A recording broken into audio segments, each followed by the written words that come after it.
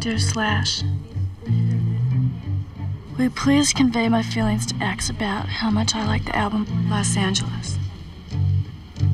The album is intensely personal to me because I was the person that was the subject of the songs. They are incredibly accurate. I tried to write some poetry chronicling my descent into insanity, and it nowhere comes close to equaling their writing. I've never been so drawn to another person in all my life as Exene.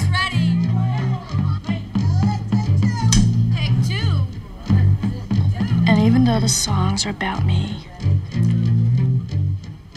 I am very glad that she understood what I've gone through. And because of that,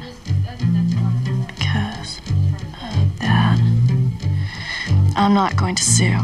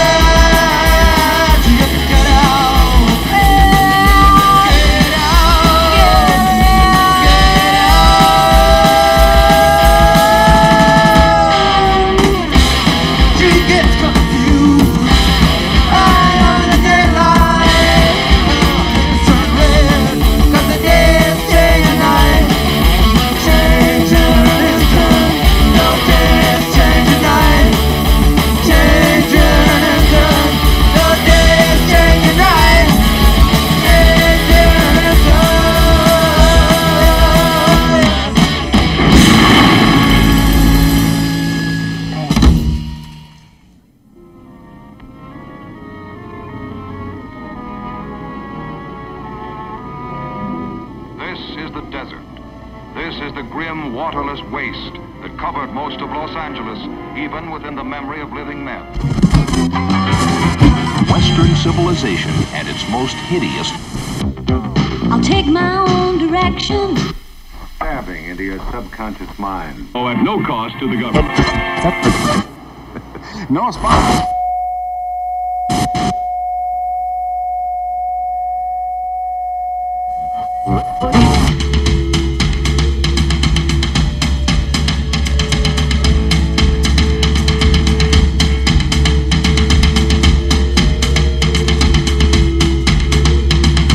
Hi, I'm here with X, and this is John Doe, and Billy Zoom, and Exene, and DJ Bonebreak.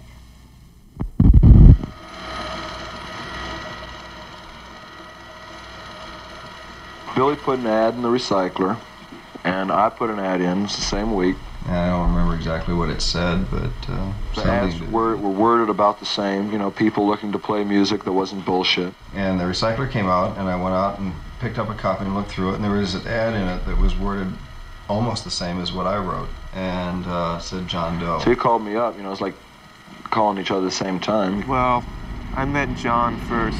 I was very drunk. I saw John down at the Mass. I just finished playing a gig with the Eyes. And I called up Billy and said, Billy, there's a guy down here. He's playing a huge snare drum and he hits it really hard. He asked me to audition for the band. Billy says, promise him anything. We'll worry about it later. Get him. Well, you know what? I met John at the poetry workshop in Venice. And I guess it was kind of a mutual need. You know, like we said before, I met Exene in the poetry workshop. I never worked with anyone before, and I liked that. But I was scared to do it. And she had some of these poems that were just songs, you know. They were, like, obviously songs, and I said... And just kind of encouraged me that I could sing, and I had never really sang before, and I really had no faith that I could. And then it was mainly just John came down the first time Exene came to one of the rehearsals. Billy was going, oh, great. Found this good bass player, and he's got to bring his girlfriend around, you know, to sing along. And he looked at one of the books that Exene was writing in, and, you know, she's got that real, like, great writing style, you know. He goes, oh no, oh no, the girl's crazy too, you know. So. You know, she might have talent, but I don't know if I want to wait 2 or 3 years for it to develop. But as it turned out, it took 2 or 3 years for anybody to pay attention to us anyway, so there's plenty of time. And then right before we went on stage for our first show, he kind of patted me on the head and winked or something. Then I realized that it was okay. I could actually go out there, and he wasn't going to be like mad at me.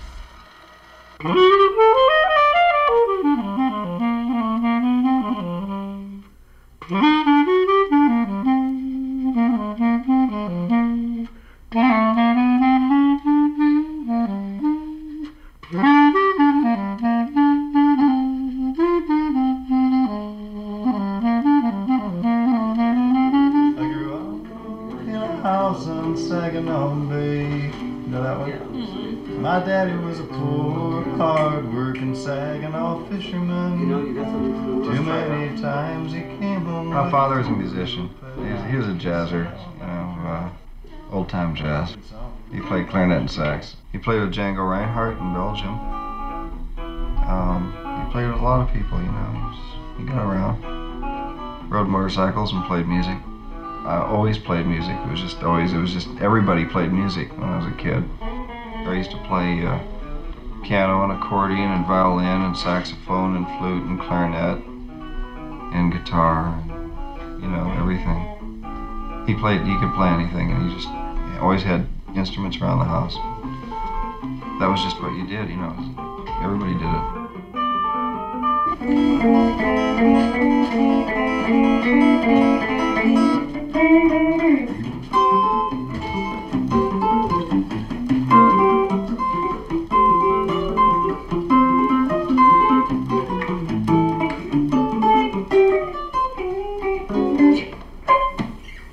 See, one morning I woke up and the percolator was going. Dinky had gotten up before me as usual.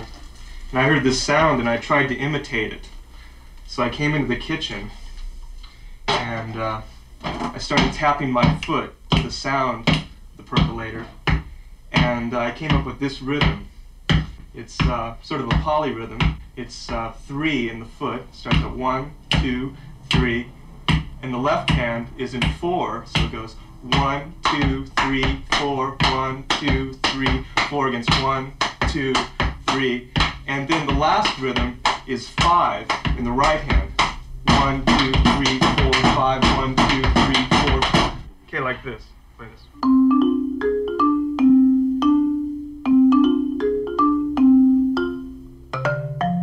Well, music just started out as something that was fun to do. I started out in a marching band, and it was fun to play snare drum. And then I ended up in a big band, and it was fun to read big band music. And then I ended up in an orchestra, and I got to play the various instruments. My hero is Captain Beefheart, whether or not you can tell from the drumming style that I play an X. One thing I like about it is the playfulness in his melodies, and that's what I like about Lionel Hampton, too. Well, I'll do his famous Flying Home riff. Okay, go ahead. Wrong note. I can't even do it. I need the grunt. I guess I'm trying to compensate for the fact that I don't have bassoons in the band and I don't have gongs. I try to make that up on hi-hats and cymbals. His solo, which I can't do.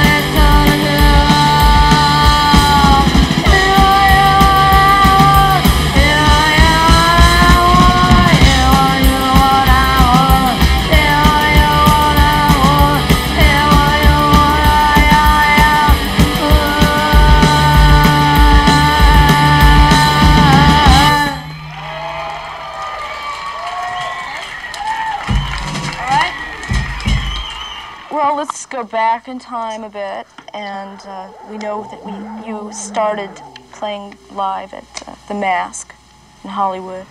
Yeah, we started playing at The Mask in '77, or actually '78, I guess it would be. What were some of the other bands that used to play there in those days? Or are there any of them still around? Few.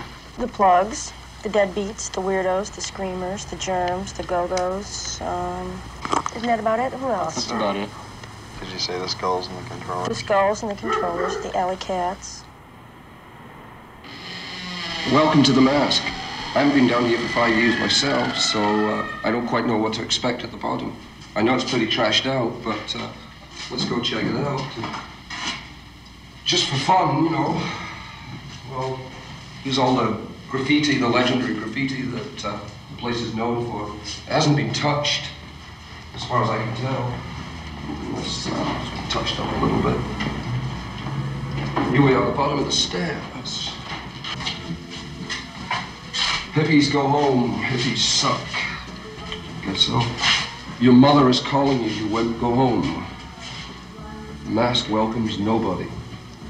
Well, here it is. The main concert room.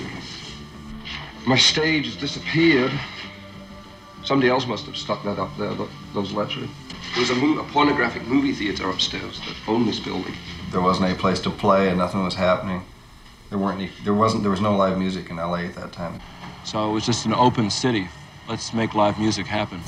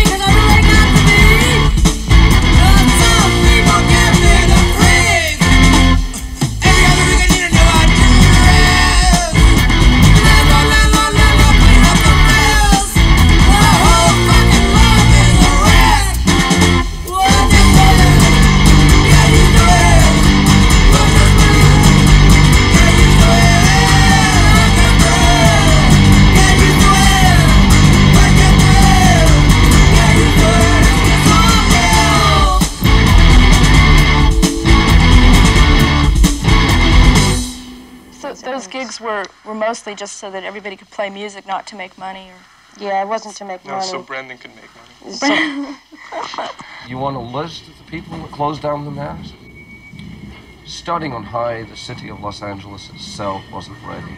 Beneath that, we have, in order of appearance, the Los Angeles City Fire Department, the Los Angeles City Building and Safety Department, the Los Angeles Public Health Department, the Hollywood chapter of the Chamber of Commerce, the Hollywood Boulevard Division, Merchants Association. Now here's a famous corner in LA's history, Hollywood and Vine. Someone has said, Hollywood isn't a place, it's a state of mind. Physically, it's part of the big town. Actually, it's everything to do with the movies and radio and all the people who live by these fabulous, highly solvent arts.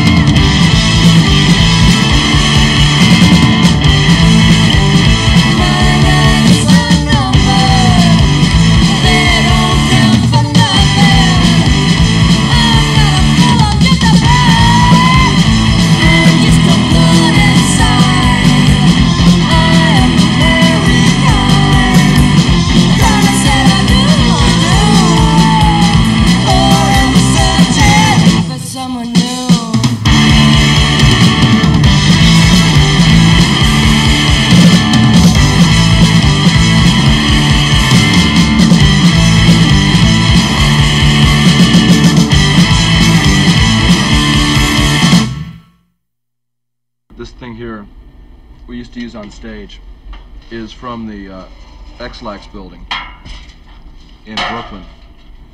And it's this real cool enamel, brown enamel in there. And we were there about 3 years ago, and they were tearing down all the letters, and it said X-Lax. The original home of X-Lax went a whole block. You can imagine how big the word X-Lax would be with this.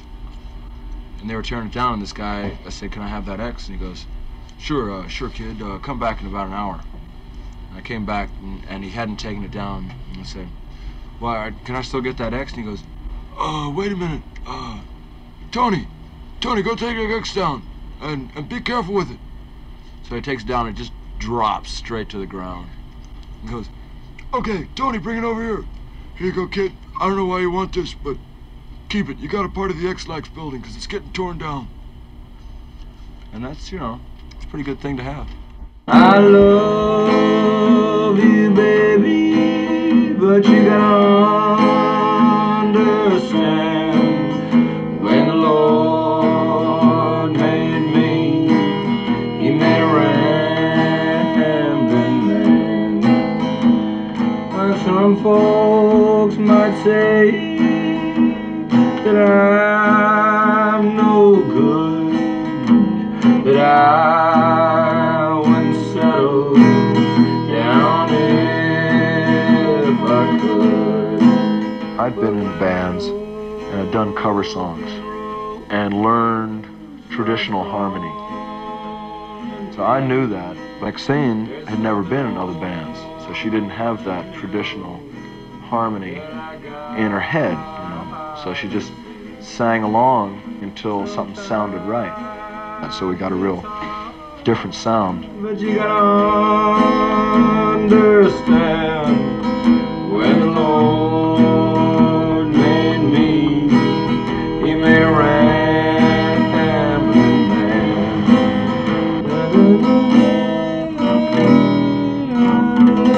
You know how to play honky tonk blues? Left my home down on the rural route. Told my pa I'm gonna step in now and get the honky tonk blues. I liked country and western when I was growing up. I've been able to go back and listen to all the music that's been around forever.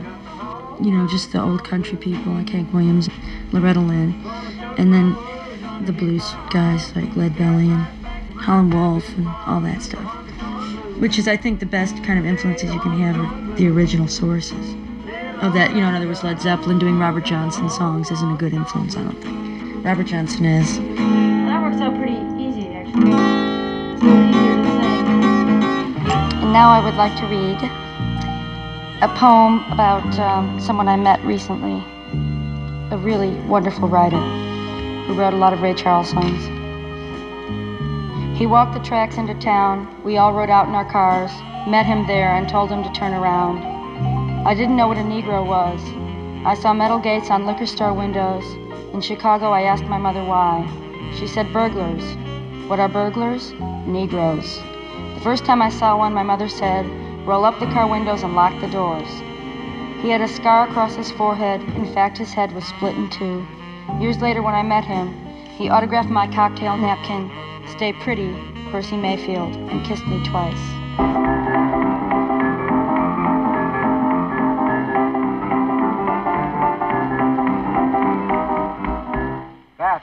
How'd this rock and roll all get started, anyway? Well, what they call rock and roll now is rhythm and blues. I've been playing for 15 years in New Orleans. This rock and roll music seems to be under an awful heavy attack from all over the country. You know of any reason for that? Well, as far as I know, music make people happy. I know it make me happy. You wouldn't blame it on rock and roll? No, indeed. And if you excuse me, I'd like to go back to my practice, huh?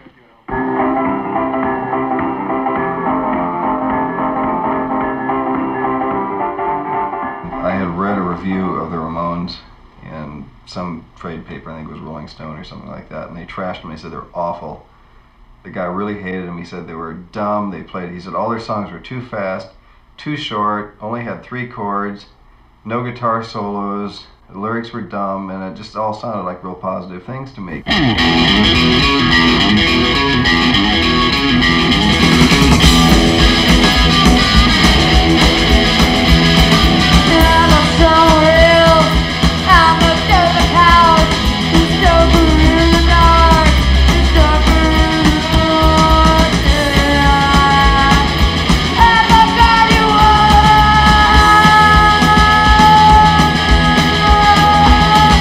Now it's by the world.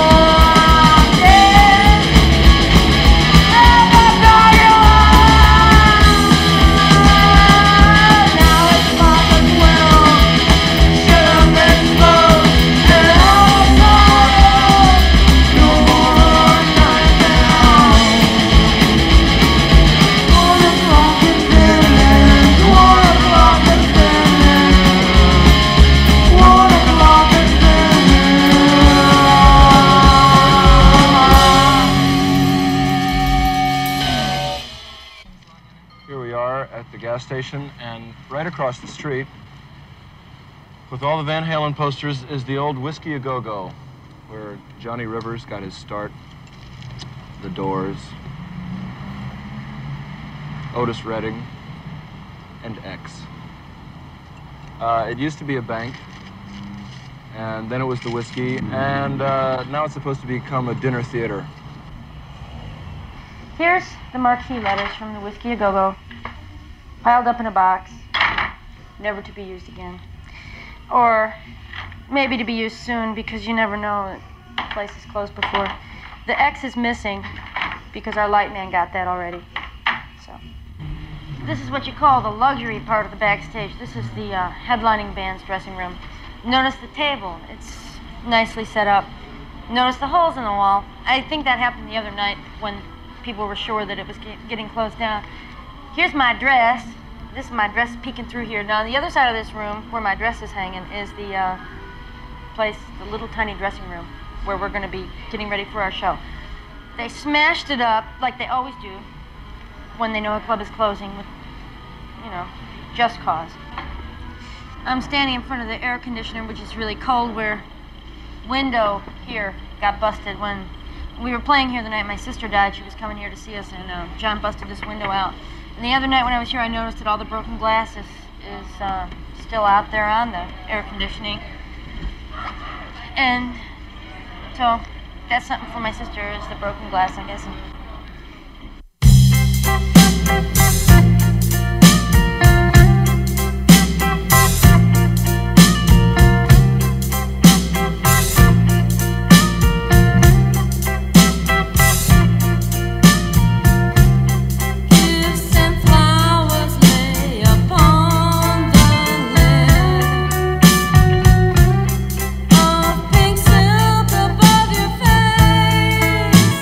I started writing because my sister was a writer, and she gave me a blank book to write in.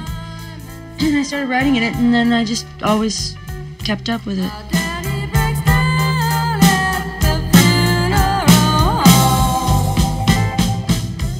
It's been a year and a half, and I'm okay. You know, I have a good time. I go out and laugh and do the same things we used to do, and it's still really bad every day because I surround myself purposely with all of her things and stuff. And it just makes me real sad, and sometimes if I get real drunk, I'll just go off by myself and just, like, cry and stuff, but, what can you do, you know? And I hear a voice that sounds so much like yours. Please, please, come back to me. I cry and talk to the bathroom.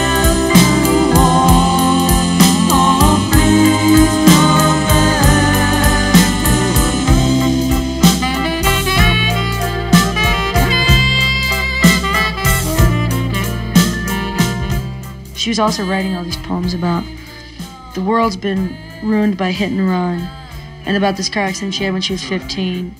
And if I could have just picked it up and read it and just gone, wait a minute, why don't you just stay here today? Don't go out. Don't go in the car. But you never do because you don't see those things. But time takes care of all that, and then pretty soon you realize that you can live okay.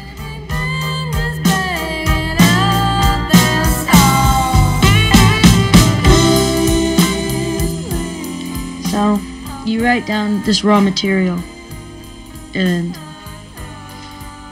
it becomes a song, or parts of it become a song, or it becomes a title to a song, or it becomes just something that you keep, or else it becomes a poem that you might use in a reading or in a book. But it never comes out as one thing or the other.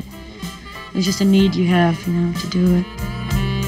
I made a shrine for you on the kitchen wall.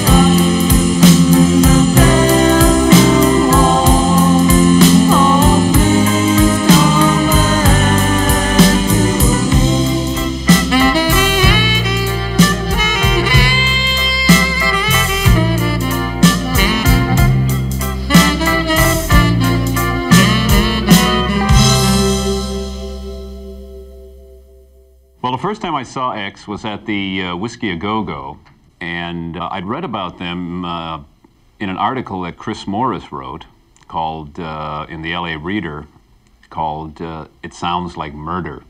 Okay, come on in my bathroom. We have here, oh, you probably can't see this. It says Circle Jerks Suck, Fuck the Fears, which are real popular bands, and that's nice graffiti actually for them. Fear Sucks, that's always popular. And he had lyrics from the different bands, and the X song that he had the lyrics from was Johnny Hit and Run Pauline. And I read the lyrics and I thought, hey, these are good lyrics. This is some serious poetry going on here. Wasted Youth is a punk band. No more, oh, here's a good one. Come on over here. It says, no more punk at the Whiskey. Easy come, easy go. And I really hope that they don't think that, because it wasn't easy to get it here, and it isn't easy seeing it leave, but I guess some people look at it that way. So I walk in, and X is into the second song of the set, and they were just incredible, man.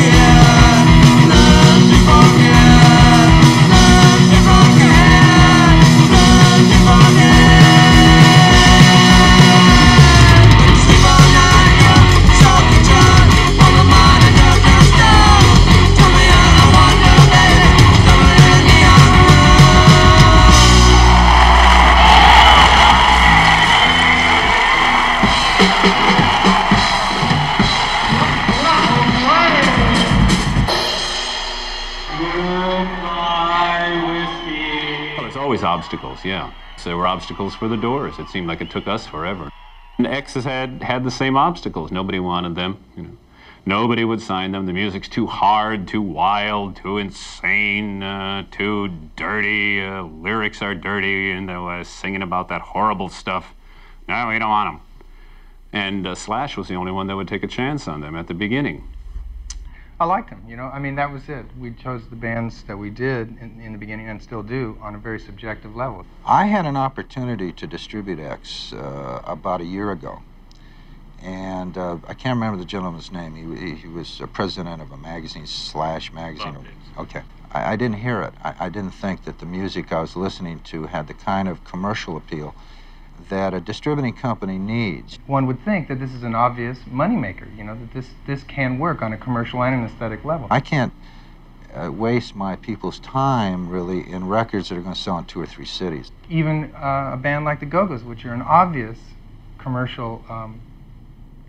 You're looking at limited sales. Entity. I mean, they can obviously be a commercial entity. The potential was there. And on the other hand, you're looking at high cost of recording. They don't have the ability at this point in time to even go out on the limb for a band like that. You know, you can't sit here and play God. We have 10 employees that are here in the offices that work day in and day out. At a big label, obviously, there are whatever there are, I don't know, 200, 300 employees. I have almost 900 people in this division to support. So we're looking for records that have a national appeal. Well, first of all, you sign good bands. You don't sign a bunch of shit. We have a band that we have their 3rd album coming on, and we're all very excited here about this band. It's kind of been the favorite band of the company for the last 2 albums. It's a band everyone wants to break badly. And I feel the same way about Point Blank as I did it with Journey when I was at CBS. They were at that crossroad, too, and they came with a record that was accepted by the masses, and now they sell millions of albums.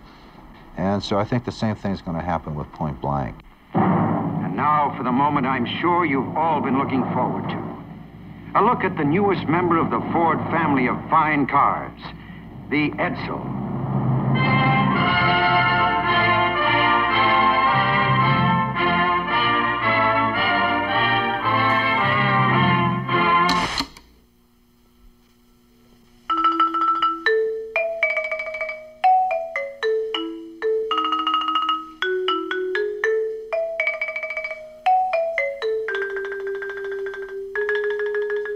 I have no culture. I never watch TV. Do you? You watch TV? Never. You know, there's a Safeway in Los Angeles that has color televisions over each checkout stand, broadcasting nothing but commercials. And each one has the same commercial on it, and then you watch it, and then there's a sweepstakes, and if you can name 10 products advertised on there, you can win, like, this prize. And I almost started crying when I saw it, because I thought it was the ultimate. You've already bought everything, and you're waiting in line, and then you look up, and here's products, like, you didn't buy Ban Roll-On, you bought the other one, and then you have to, like, go back and get the other one, because that's the one that's on the TV. Yeah, I would try that.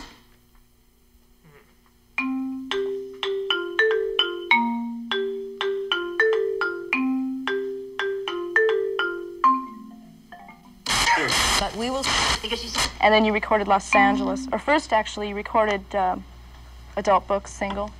Right. Danger House. We did that on Danger House just because it was the easiest way to make a record, or the hardest way. We never signed a contract. It's just that standard old thing of, you know, you don't sign a contract for your first record and they beat you for all the money. You know, they get all the money, you don't get nothing.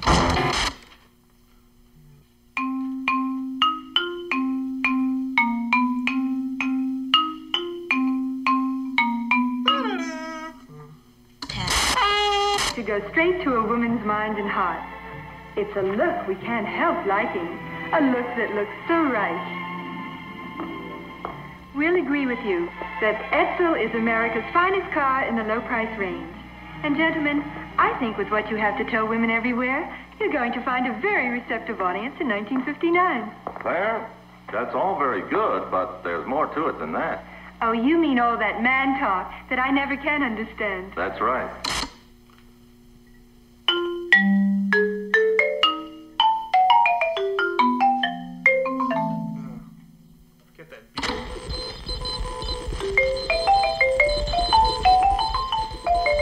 I swear, I never watch it.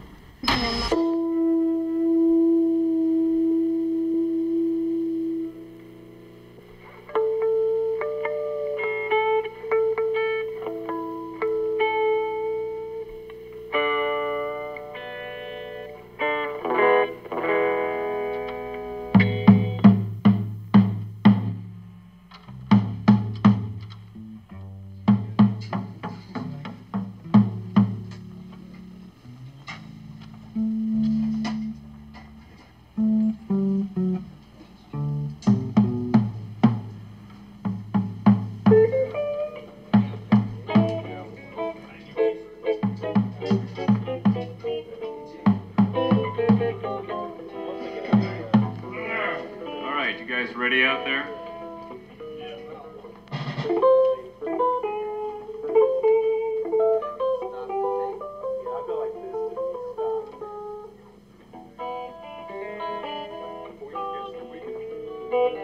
Doesn't matter to me. No, I mean, I might point it go. All right, let's go. Take two. Okay, white girl, take two. All right.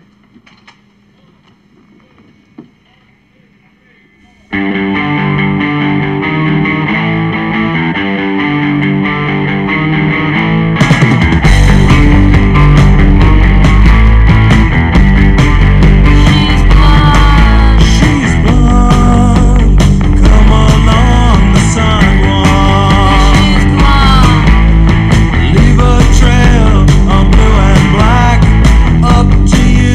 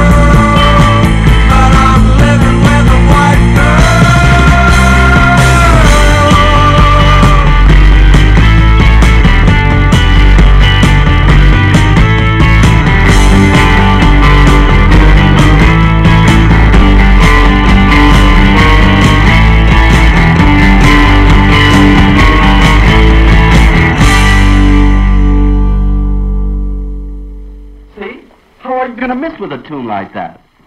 Dave, from the heart, terrible. Critics in rock and roll are too apt to use the word masterpiece. But when I heard that record, by the time it was over, I was on the phone calling X because I wanted to get him for a picture so we could run a story in the following Tuesday's paper.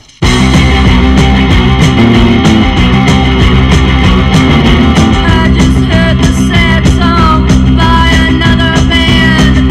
Sung by another man. He gave me the once over twice. I said when.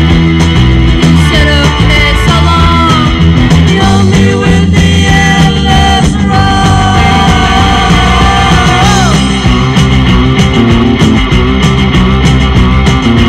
I could throw my lipstick and bracelet like gravel. Alabama, I got some more scotch instead. Then I died 1,000 times. Kill me with the endless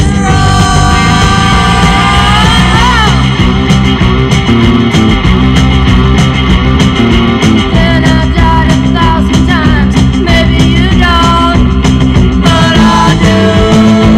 I got a hole in my heart, size of my heart, size of my heart. Kill me with the endless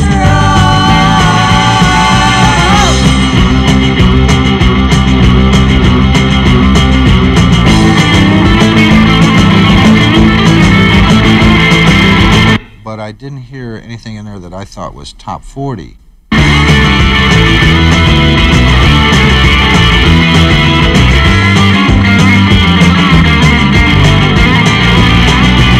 I'll take it up with the committee, but I don't know. I'll see you and I'll raise you off the floor. A boy man will dance without a band. I just heard the sad song, king another man. Kill me with the endless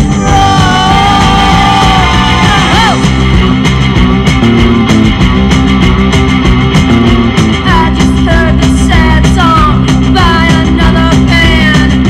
Sung by another man. He gave me the once over twice. I said when. He said okay, so long. Kill me with the endless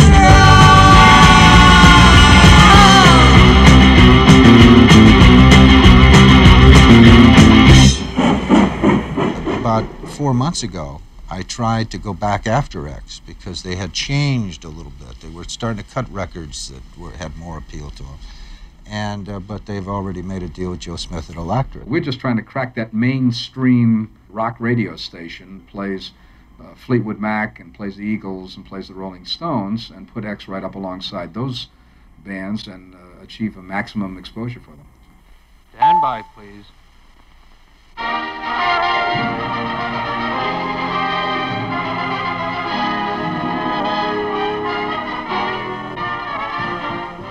Of all the peoples of the world, the Americans stand most in fear of a moment's silence.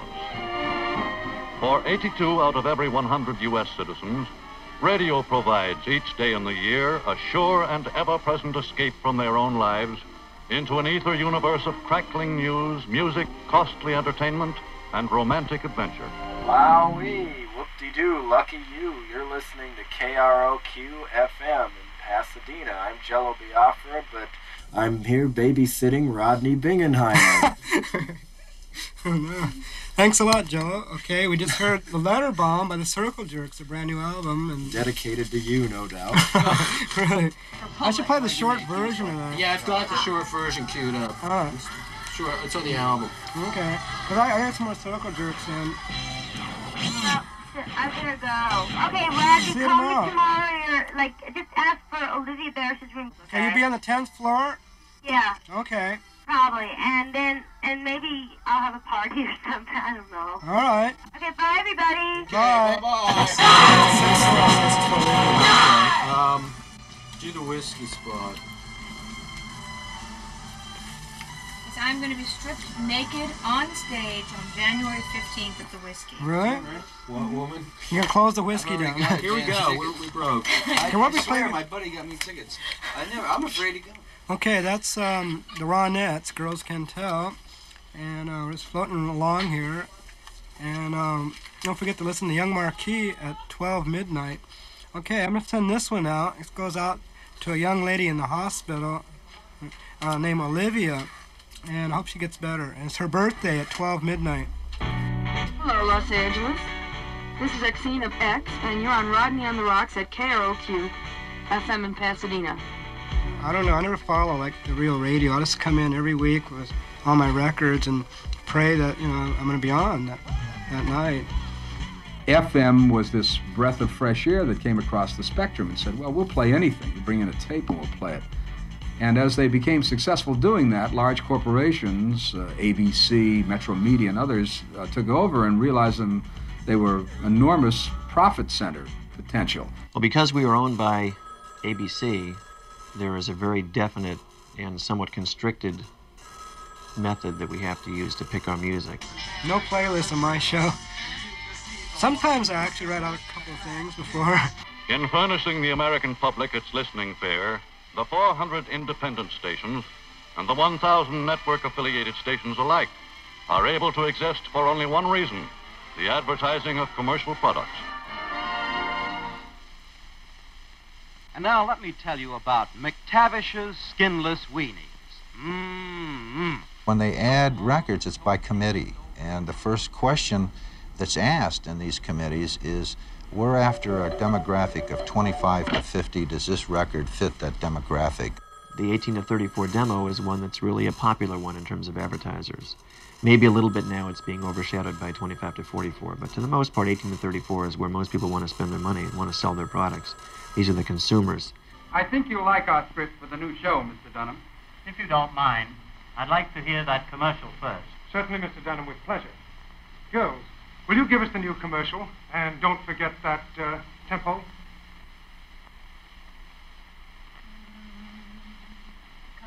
Consolidated sardines, America's delight.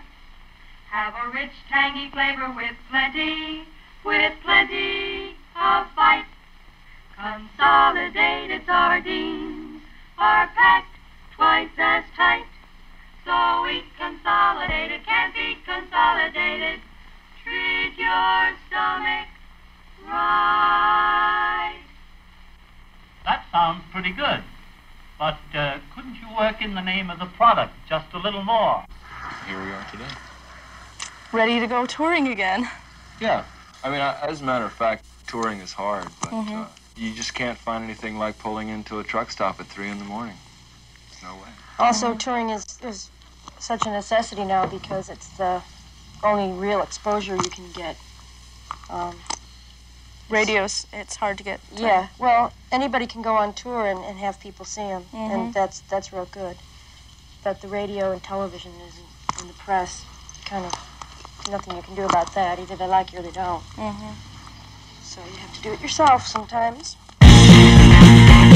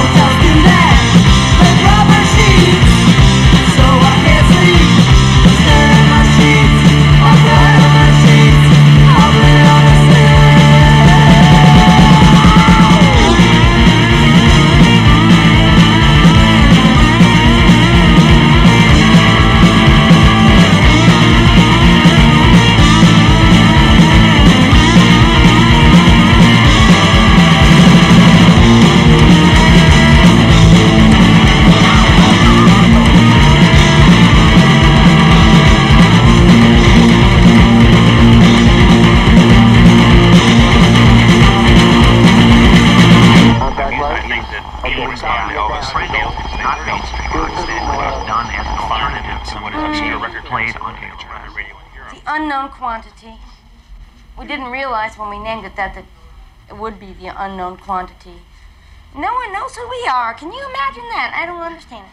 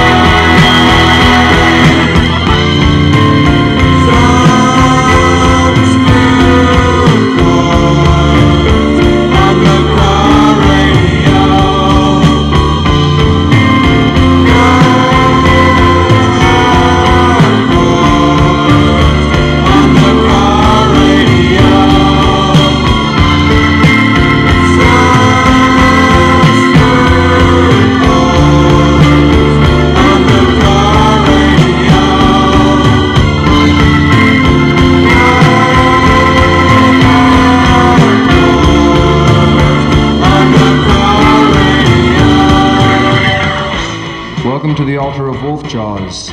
Naked steam rolls out your mouth. A noble death forgotten by most. We left black coats and colors of any kind where they remained lost. In the wild, look across the bridge. They're waiting for you. The danger comes as you slow down. The snow fence weakens and the wind direction changing. You and I threw parking lot jaws and teeth down the storm drain. Travel became easy then. You know, wealth breeds constant travel. Imagine, silver cross, hung on leather, swinging side to side on the neck of a wolf. Run 12 miles, trot 5, walk 4, winded death, and the wolf achieves endangered royalty.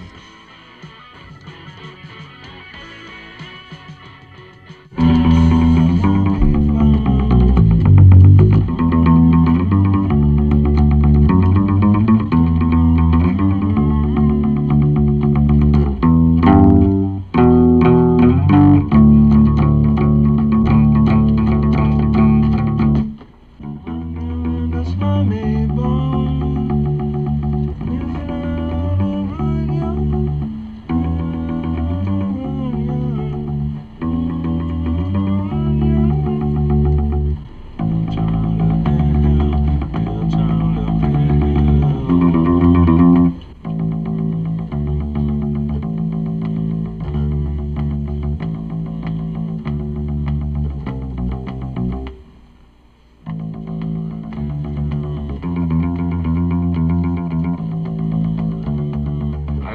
inspired by a guy named Robert P. Williams. He's a blues guy. And said, nobody, no man or woman knows what trouble really is in this world. Because, and I took it to mean because it can always get worse. You know, and that just sort of thought you never can really identify true trouble or the blues or whatever because it always can go further. And so the song's about the real child of hell, which you never really see. You know, you're in a bar or you're in some place and something strange starts happening, and then all of a sudden you feel like that thing is there. You know, that real child of hell is there and it's causing this thing. You know, it's like going, working its evil way. And you turn around to look for it and you can't see it. Turn around to get it. It's not there. Nobody knows what shape she takes.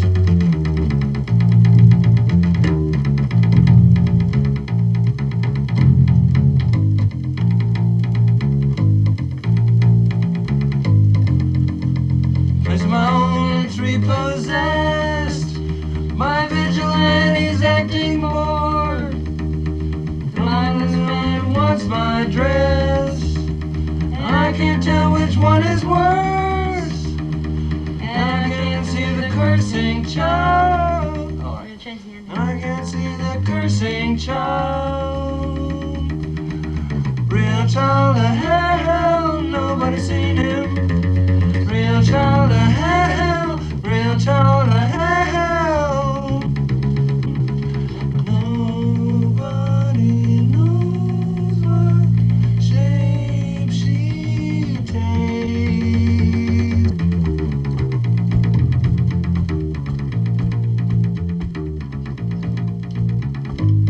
Real child of hell, nobody's seen him. Real child of hell, real child of hell.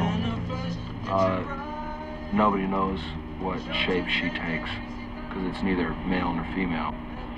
And just started working, and then that real child of hell just sounded real nice, all the L's and the vowels and shit like that. I think it's going to be a hard song for people to understand the words on.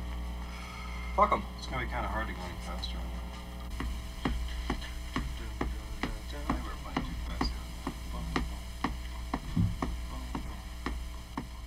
Let's try it there. 1, 2.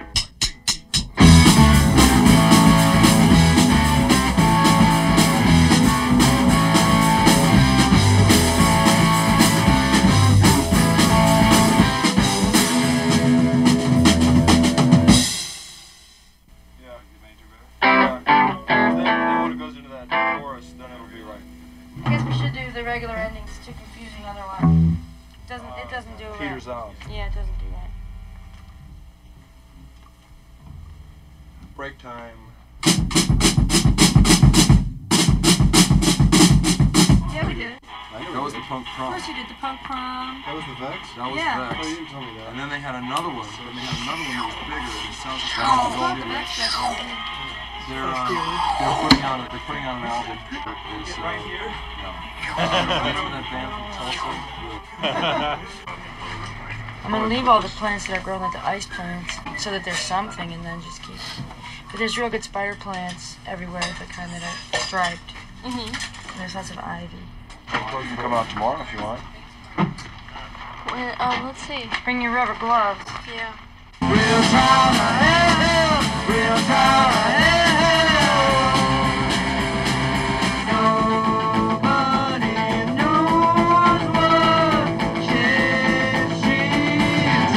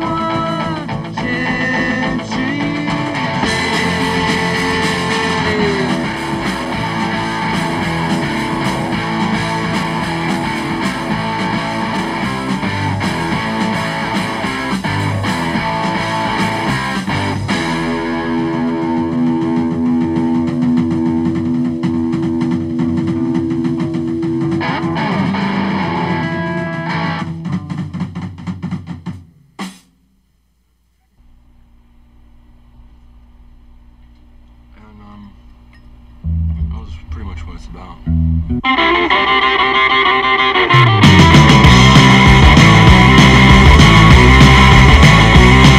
a sterilized hypo to shoot a sex machine drug. It got 24 hours. Shoot off all these between the legs. 96 tears through 24 hours.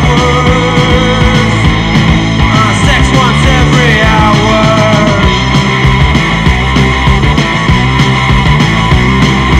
Johnny hit and run, Polly. Johnny hit and run, Polly. Johnny hit and run, Polly. Johnny hit and run, Polly.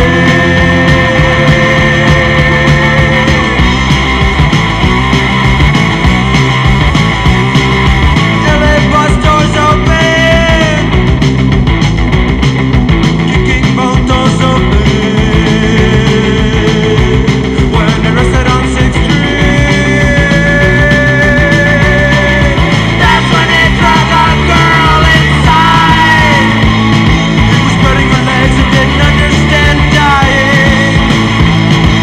He was still awake.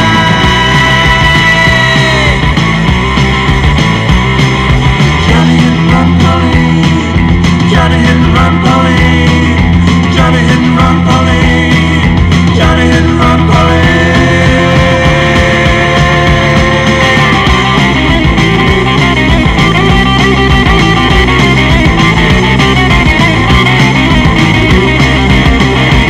When he was waking up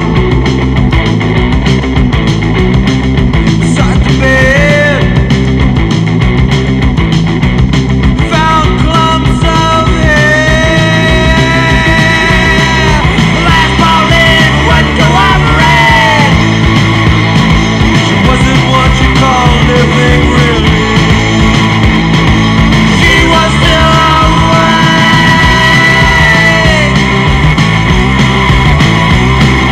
Johnny hit and run, Polly. Johnny hit and run, Polly. Johnny hit and run, Polly. Johnny hit and run, Polly.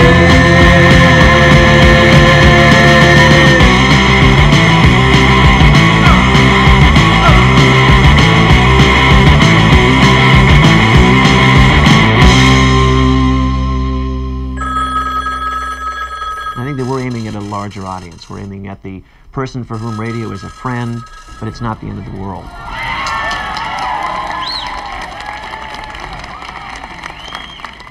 They like the station, but they're not listening to it 24 hours a day. They tune it in, they like to hear a song that they are relatively familiar with, perhaps a song that they can sing along with, that they know the words to, that evokes memories of past experiences, things that they can feel comfortable with.